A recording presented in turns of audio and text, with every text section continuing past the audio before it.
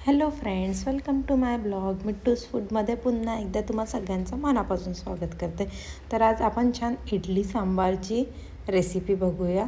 Simple सोप्या पद्धतीने एकदम छोट्या छोट्या टिप्सपासनं. ठीक आहे, तर चला बनवूया. दाखवल्याप्रमाणे 3 कप आपण राईस घेतले, 1 कप उडद डाळ, 1 चम्मच मेथीदाणा आणि 1 कप पोहा, जाडा पोहा. त्याला 6 ते 7 तासासाठी भिजत ठेवलं छान वॉश करून.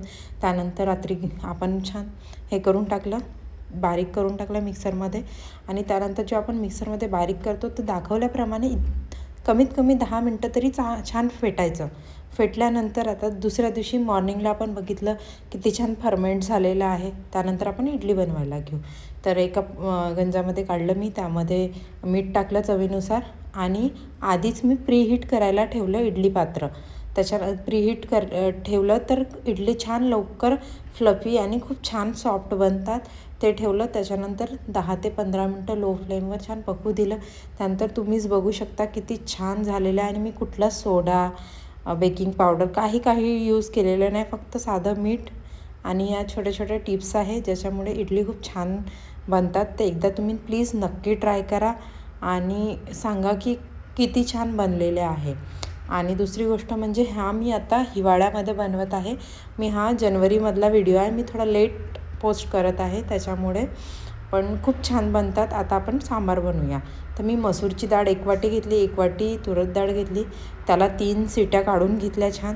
त्यानंतर आपण बेसिक तडका जो राहते तो बेसिक तडका द्यायचा. आपलं जिरं, राई, कढीपत्ता, मिरची, कांदा, टोमॅटो, हिंग, परत काय म्हणते अद्रक लसूणचा थोडाच पेस्ट टाकायचा आणि बेसिक मसाले आणि सांबार मसाला आपला. आणि मेन म्हणजे गूळ टाकायचं. गूळने एक सांबारला जी टेस्ट आहे ना ती छान इन्हान्स होते आणि खूप टेस्टी वाटतो खायला. आणि मी वांगं टाकते कारण माझ्या हस्बंडला वांगं खूप आवडते सांबारमध्ये.